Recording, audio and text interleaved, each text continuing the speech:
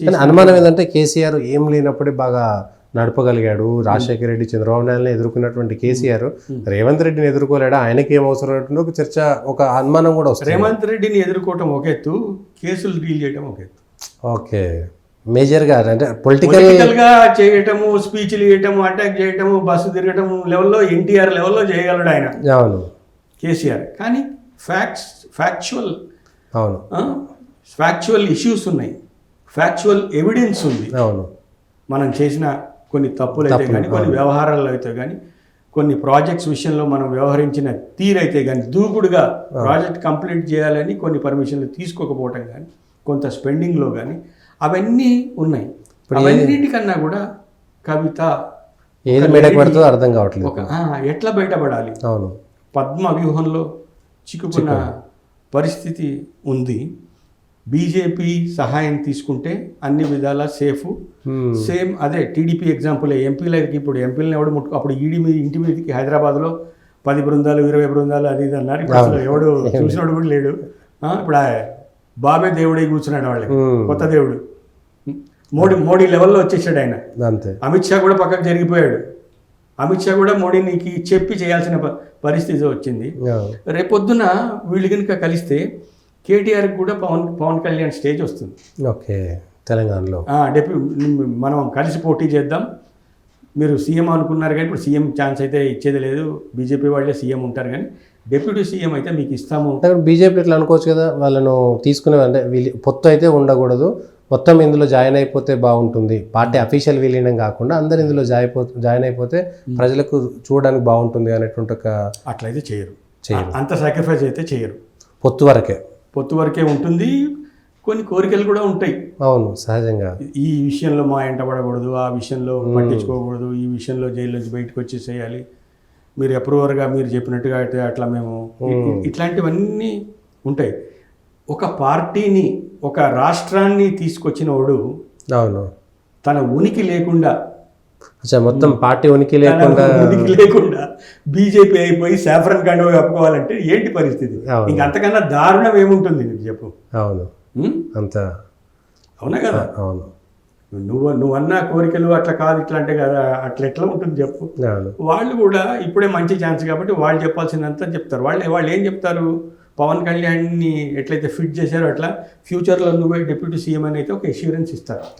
Daddy అయితే బాగా aged అయిపోయాడు, ఆయన నేషనల్ లెవెల్లోనే చేద్దాము, ఇప్పుడు బాబుని ఎట్లా ట్రీట్ చేసామో ఆన్ పార్ విత్ హిమ్ ఆయనను కూడా మేము ట్రీట్ చేస్తాము, ఏమి ఇబ్బంది లేదు, నీకైతే ఈ ఛాన్స్ ఉంది, నువ్వు బీజేపీ కండువా వేసుకొని ఇక నువ్వు ఇప్పటి నుంచి నువ్వు దానికోసం నువ్వు పాటుపడు మొదలుపెట్టు అంటాడు. ఆయన అదే ఎయిమ్తో పని చేయాల్సి వస్తుంది, చచ్చినట్టు క్యాంపెయిన్ చేయాల్సి వస్తుంది, బీజేపీ అని చెప్పాల్సి వస్తుంది. ఇప్పుడు కిరణ్ కుమార్ రెడ్డి బీజేపీ కాంగ్రెస్లో సీఎం చేసినాడు. సో మరి అట్లాంటి వాడికి కేటీఆర్కి డిప్యూటీ సీఎం అవుతానంటే చేయడానికి ఏం ప్రాబ్లం ఉంటుంది?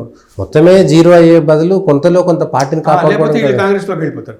కాంగ్రెస్ కాకపోతే కొంతమంది బీజేపీలోకి వచ్చేది. కానీ పవర్లో లేని పార్టీతో ఉండరు. అవును, ఫామ్ హౌస్లో ఉన్నాయని రోజు పోయి కలిసేంత పెట్రోల్ లేదు మన దగ్గర, అంత అవసరము లేదు ఇప్పుడు. ఇంతకుముందు ఏదైనా ఉందేమో పదవి వస్తుంది, ఎమ్మెల్సీ ఇస్తానని చెప్తాడు ఆయన అందరికీ, అదేమన్నా వస్తుందేమో అనే ఆశతోని వెళ్తే వెళ్ళిండొచ్చు. కానీ అదర్వైజ్ ఇప్పుడు ఏముంది ఇచ్చేది లేదు.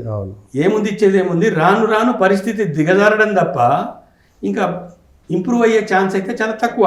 అంటే ఒకవేళ బీజేపీతో పొత్తు లేకుంటే మాత్రం ఇటు పొలిటికల్గా సర్వైవల్ ప్రాబ్లం వచ్చేస్తుంది. రెండు కేసులకు సంబంధించినటువంటి రెండింటిని ఎదుర్కోవాలి ఏకకాలంలో. పార్టీగా సర్వైవల్ అనేది పెద్ద ప్రాబ్లం కాదు. 200 నుంచి 300 అయిన వాళ్ళు వీళ్ళు కూడా 20 నుంచి 70 కావచ్చు. అవును, రేపు పొద్దున మళ్ళీ క్యాంపెయిన్ చేయొచ్చు, మళ్ళీ డబ్బులు పెట్టచ్చు, తిరగచ్చు, పోటీ చేయడానికి ప్రతి చోట 4-5 ఉంటారు. ఈయన కాకపోతే ఆయన ఆ పార్టీలో టికెట్ రాలేదు, అదంతా చేసుకోవచ్చు.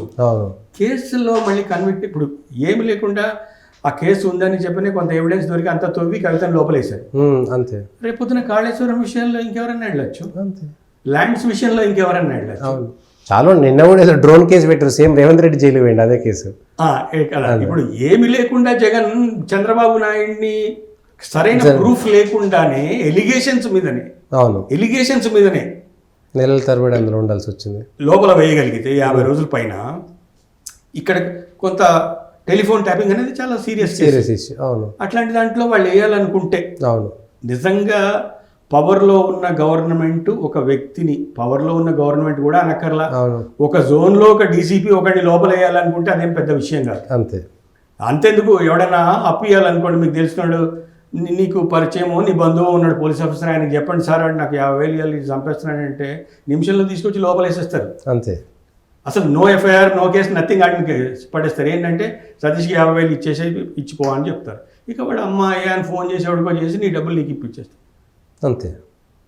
పవర్ ఆఫ్ ఎవడు పట్టుకుపోయాడు కూడా తెలియని పరిస్థితి. అట్లా కూడా చేయొచ్చు. ఎగ్జాంపుల్స్ ఉన్నాయి కూడా కదా. పోలీసు వాళ్ళు పట్టుకుపోయారని ఏ లాకప్లో ఉంటాడు అది వేరే విషయం, కానీ పోలీసు వాళ్ళే పట్టుకుపోయారని లేదు, ఎవడు పట్టుకుపోయాడు తెలియదు, ఎక్కడి నుంచి పట్టుకుపోయారు తెలియదు, మనోడు కనపట్టలేదు. ఏంటంటే అప్పు, సరే పోనీరావు ఏదైనా చేయండి, అప్పు కట్టేయండి వచ్చేస్తాడంట. అంతే. అట్లా ఉన్నప్పుడు ఇక్కడ మనకు అంతా సిస్టమేటిక్గా అంతా ఆ ప్రభాకర్ ఎవరో అతను అప్రూవర్గా నేను వచ్చేస్తానని ఆయన చెప్తున్నాడు. అవును. ఆయన కనుక అప్రూవర్ అయిపోతే చాలా ప్రాబ్లం అయిపోతుంది. సో అవన్నిటి నుంచి కొంత ఉపశమనం కావాలంటే మనకు ఈ సాక్రిఫైస్ చేయాల్సింది. అవును. ఆల్మోస్ట్ ఉన్న ఎమ్మెల్యేలను వాళ్ళకి ఇచ్చేసినట్టే లెక్క. అంతే. అంటే పొత్తు వరకు అయితే మానసికంగా బీఆర్ఎస్ నాయకులు సిద్ధమైపోయారు ఇక. ఇంకా అంతే కదా, ఎప్పటి నుంచో అది జనరల్గా బయట టాక్ కూడా కలిసిపోతున్నారు, వాళ్ళు కాదంటున్నారు. నేను చెప్పేది నిన్నటి అనౌన్స్మెంట్ అయితే ఒక పార్టీ వాళ్ళు కావాలని చేయించారని నేను అంటున్నాను. ఓకే. అది చెప్పి చేయించిందే అది. అంతే. ఉంటుంది రియాక్షన్, ప్రజలకు ఫ్రీలీ వదిలేరు. ప్రజలు కాదు, ఎమ్మెల్యేస్ రియాక్షన్ ఎట్లా ఉంటుంది, ఓకే, బీజేపీ వాళ్ళ కిషన్ రెడ్డి రియాక్షన్ ఎట్లా ఉంటుంది. ఓకే. అవును. ఎవరి నుంచి ఎట్లాంటి రియాక్షన్. ఇది ఢిల్లీ లెవెల్లో జరిగిన డెసిషన్. చాలా మంది చెప్తున్నారు ఆ ప్రెస్ కాన్ఫరెన్స్ కన్నా ముందు బీఆర్ఎస్ వాళ్ళు బిఎల్ సంతోష్ని కలిశారు వాళ్ళు. ఓకే. బిఎల్ సంతోష్ దగ్గర కలిసి ఒక మౌల్డ్, ఒక సూత్రప్రాయంగా ఇట్లా ఉంటుంది, ఇట్లయితే ఇట్లా అనేది జరిగింది. ఆ తర్వాత ఇక్కడ నాయకులు కూడా చెప్పి ఉంటారు. వీళ్ళకి ఎప్పుడు అది ఇట్లాంటి పరిస్థితులు చాలా ఉన్నాయి. లాస్ట్ మూమెంట్లో టీడీపీని తెచ్చి నెత్తిన పెట్టి పొత్తు అని, మనం 10 సీట్లే వాళ్ళు 50 సీట్లని, బీఆర్ఎస్ని తెచ్చి మనం 10 సీట్లు వాళ్ళు ఇదని, ఇట్లా టీఆర్ఎస్ ఉన్నప్పుడు ఇట్లా చాలా సార్లు మన వాళ్ళకి సాక్రిఫైస్ చేయాల్సి వచ్చింది. మన వాళ్ళు హ్యాపీ, మనం నలుగురే ఉంటాం కదా, కొత్తవాడు ఎవడు రాడు కదా, మన ప్లేట్ మనకు వస్తుంది, మన బిర్యానీ మనకు వస్తుంది, మనకేం ఇబ్బంది ఉండదు, మన నలుగురు అయితే ప్రామినెంటే కదా అని. కానీ ఇప్పుడు రేపటి నుంచి అది కాకపోవచ్చు. ఒకవేళ ఇది జరిగితే వాళ్ళు వస్తారు డెఫినెట్గా. కేసీఆర్ తను చేస్తాడు, మీకు తెలియదు పోయి ఇక్కడికి తిరుగుతుంటుంది, నాకన్నా ఎక్కువ తెలుసా మీకు, 10 ఏళ్ళు చేశాను, నాకు ఈ లాజిస్టిక్స్ తెలుసు, పలానా చోట సతీష్ ఉంటాడు బూత్ ఇన్ఛార్జ్, పలానా టీచర్, అది అవన్నీ మీకు ఏం ఎరకనే అంటాడు. ఇక అక్కడే ప్రాబ్లం వస్తుంది. ఎవరు సీఎం అనేది కూడా ఒక ఇష్యూ వస్తుంది, లీడర్షిప్ ఇష్యూ వస్తుంది. మీ కమాండ్ వినాలా, మా కమాండ్ వింటారా, మీరు బీజేపీలో జాయిన్ కాబట్టి మా వినాలని, కిషన్ రెడ్డి బచ్చాగాడిని నేనేంటిని, ఇట్లాంటివన్నీ చాలా వస్తాయి. బట్ ఓవరాల్గా అయితే one thing they will promise is కేటీఆర్ని డిప్యూటీ సీఎం చేస్తాము. ఓకే. సీఎం ఎవరనేది తర్వాత సంగతి, మీరు వచ్చిన పక్షంలో ఇదైతే ఉంటుంది. పవన్ కళ్యాణ్కి పెట్టినట్టుగా. అవును. పవన్ కళ్యాణ్ అంత కష్టపడి ఇది బీజేపీని తీసుకొచ్చి అంత చేసింది ఆయన డిప్యూటీ సీఎం అనే. అవును. ఎందుకంటే ఇన్నేళ్ల నుంచి ఉన్న పార్టీ, ఇంత కష్టపడ్డ పార్టీ, టీడీపీ వాళ్ళు పవర్ తీసుకోకుండా కొత్తగా వచ్చిన వాడు 20 సీట్లకు, అన్ని సీట్లకు 20 సీట్లకే డిప్యూటీ సీఎం ఇచ్చేయటం అంటే మరి ఆలోచించాల్సి వస్తుంది. కానీ ఇక్కడ అట్లా ఉండదు. ఇక్కడ వీళ్ళకి ఎక్కువ సీట్లు వస్తాయి. బీజేపీతోని కంపేర్ చేస్తే బీఆర్ఎస్ వాళ్ళు బీజేపీలోకి వచ్చాక బీజేపీ పేరిట కూడా వాళ్ళకే ఎక్కువ సీట్లు వస్తాయి, వాళ్ళకే ఎక్కువ గ్రిప్ ఉంది. అవును. ఇంకా అదర్వైజ్ చెప్పాలంటే కేసీఆర్ జాదులో వీళ్ళల్లో కొంతమంది బీజేపీ వాళ్ళు కూడా ఆయనకు ట్యూన్ అయ్యే అవకాశం ఉంది ఆటోమేటిక్గా. ఇది చాలా మంది తెలుగుదేశం పొత్తులో కూడా జరిగింది. ఇప్పుడు టీడీపీ, పవన్ కళ్యాణ్, కేసీఆర్, వీళ్ళంతా కిషన్ రెడ్డి, వీళ్ళంతా యాడ్ అయితే అసలు ఎట్లా ఉంటుంది. చాలా సీనే చాలా స్టేజే చాలా బాగుంటుంది, చాలా బ్రహ్మాండంగా. ఒక రథం మీద వీళ్ళందరూ వస్తున్నారంటే ఇంకా రేవంత్ రెడ్డి అదంతా పెద్దగా పనిచేసే అవకాశం. సాధ్యాసాధ్యాలు ఎట్లుంటాయో తెలియదులే, కానీ ఇదైతే ప్రజల్లోకి, చర్చల్లోకి అయితే వెళ్ళింది. కార్యకర్తలు, నాయకులు, బీజేపీలో టీఆర్ఎస్లో ఉండేటువంటి మొదటి శ్రేణి నాయకులందరి రియాక్షన్ మాత్రం అంతర్గతంగా చర్చ అయితే జరుగుతుంటుంది ఖచ్చితంగా.